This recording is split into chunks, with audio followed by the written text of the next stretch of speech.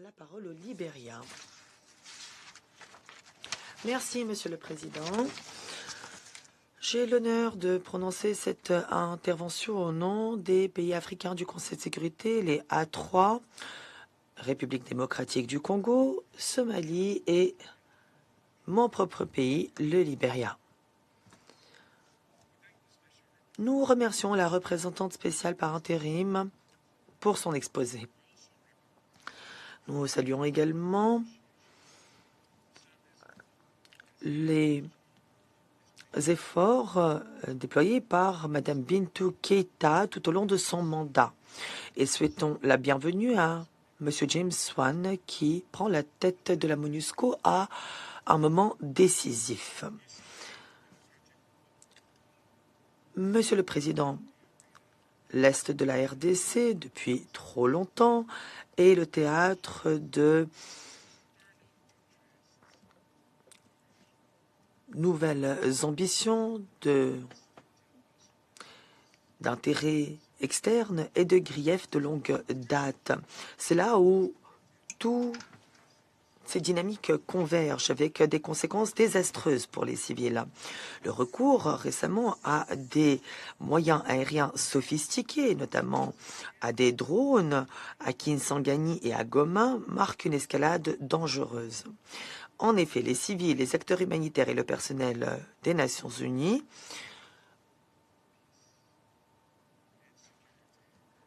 payent encore une fois le prix fort pour la sécurité, la stabilité.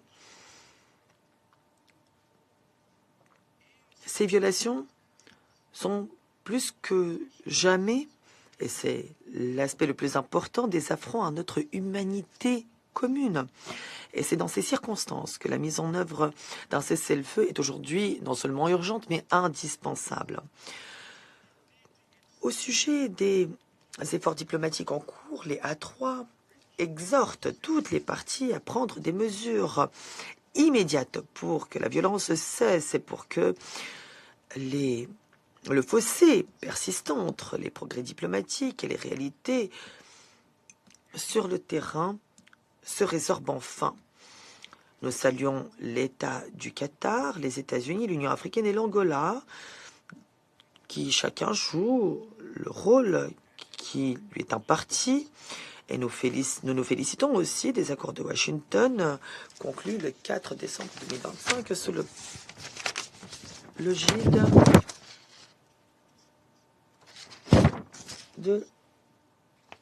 des États-Unis.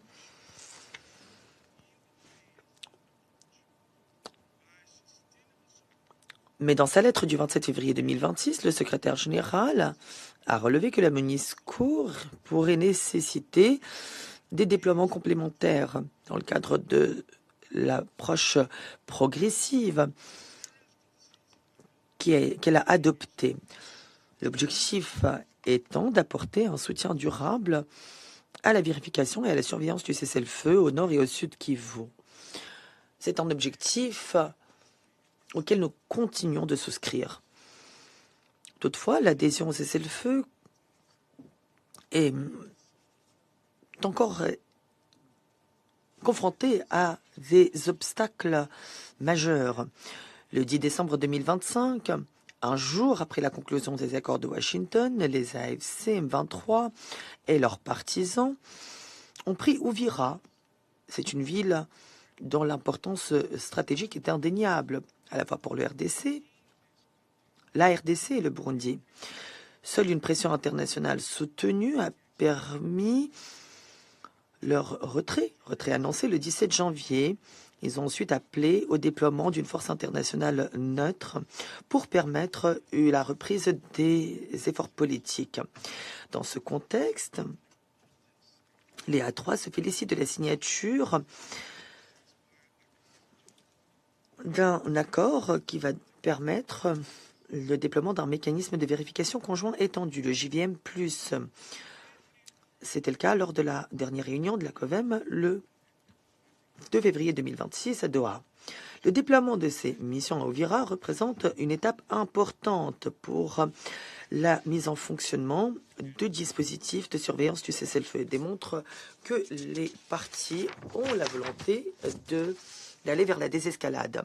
Les A3 encouragent en outre tous les efforts diplomatiques et politiques à mettre en œuvre la résolution 2773 qui prévoit un cessez-le-feu et cet engagement a d'ailleurs été réaffirmé dans la résolution 2808. Les accords de Washington et de processus Doha imposent des obligations claires de désescalade et de cessation des hostilités qui doivent être pleinement respectées. Malgré ces progrès, dans certains aspects, la mise en fonctionnement totale des mécanismes de cessez-le-feu n'est pas encore achevée. Le Conseil doit donc accorder la priorité absolue à la mise en œuvre du cessez-le-feu. Nous appelons donc l'Union africaine, les États-Unis et le Qatar, en tant que médiateurs désignés, à intensifier leurs efforts et à continuer d'exercer une pression constante sur toutes les parties. L'élan retrouvé ne doit pas être perdu. Sinon, la RDC risque de sombrer encore une fois dans une guerre à grande échelle, avec le risque que cette guerre s'étende à toute la région. L'Union africaine affirme depuis longtemps que les problèmes africains devaient être réglés par les dirigeants africains eux-mêmes, soutenus par leurs partenaires internationaux. Aujourd'hui, cette détermination doit être plus forte que jamais. Pour éviter que les progrès ne stagnent, encore une fois, les A3 soulignent la nécessité d'une architecture de paix consolidée qui rassemble les initiatives régionales, assure la cohérence dans la mise en œuvre et garantisse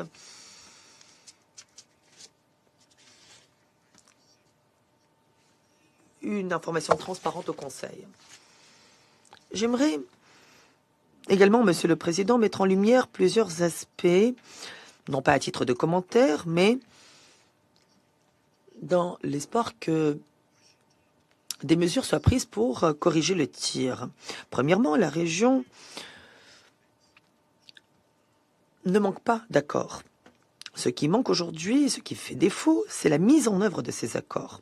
Les accords de Washington pour la paix et la prospérité de décembre 2025 réaffirment les engagements pris pour le retrait des troupes, la coopération économique et la mise en œuvre des accords antérieurs.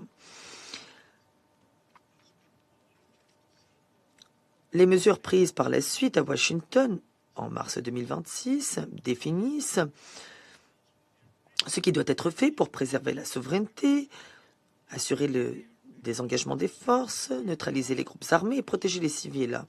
Mais les accords ne se mettent pas en œuvre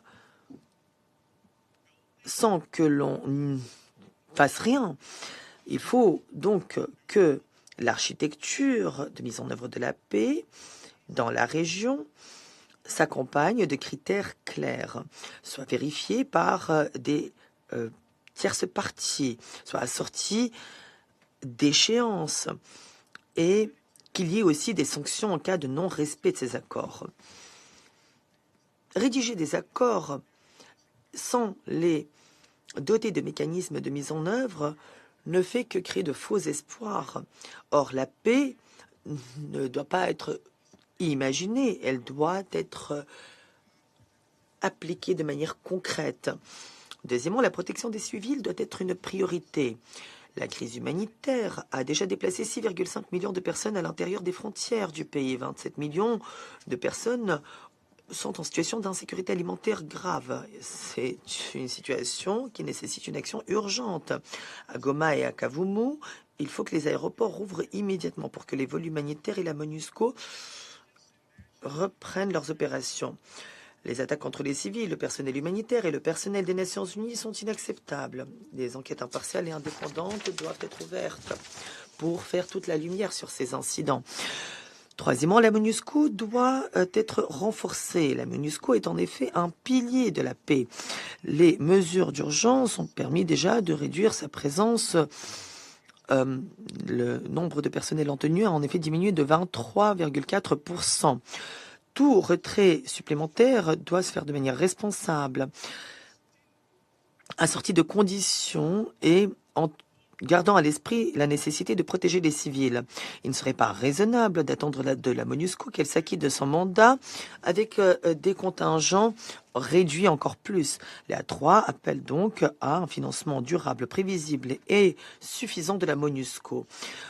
Il faut en assurer également la liberté de circulation. Des garanties opérationnelles doivent lui être accordées pour qu'elle puisse surveiller le cessez-le-feu. Elle doit assurer la coordination avec les mécanismes régionaux. Quatrièmement, il faut que le principe de responsabilité soit appliqué de nouveau. Les enquêtes ont confirmé une implication extérieure, notamment à travers l'appui aux groupes armés, sans oublier bien sûr l'exploitation illégale des ressources. Or, nous le savons, l'impunité alimente ce conflit. Il faut donc que le principe de responsabilité soit appliqué pour que l'impunité soit réduite à néant. Enfin, les efforts diplomatiques ne peuvent opérer de manière isolée. Les A3 appellent donc à l'harmonisation des mécanismes de notification avec un mécanisme de surveillance unifié et des séances d'information conjointes et régulières au Conseil de sécurité. Lorsque la coordination est assurée au niveau des médiateurs, les partis ne peuvent plus se soustraire à leurs responsabilités. Les A3 réaffirment aujourd'hui leur détermination inébranlable à assurer la souveraineté, l'indépendance, l'unité et l'intégrité territoriale de la RDC. Nous saluons la résilience du peuple congolais qui mérite plus que notre sympathie. Ce qu'il faut aujourd'hui, c'est que ce moment décisif aujourd'hui ne devienne pas une autre occasion manquée. C'est pourquoi nous réaffirmons encore une fois cet attachement à la souveraineté, à l'indépendance, à l'unité, à l'intégrité territoriale de la République démocratique du Congo. Il faut plus que il faut plus que la sympathie, comme je l'ai dit. Le peuple congolais mérite des résultats concrets, car si ce conflit devait persister, on ne l'imputerait pas à l'absence de solution, mais à l'absence de volonté de mettre en œuvre ces solutions. Merci. Je remercie le Libéria.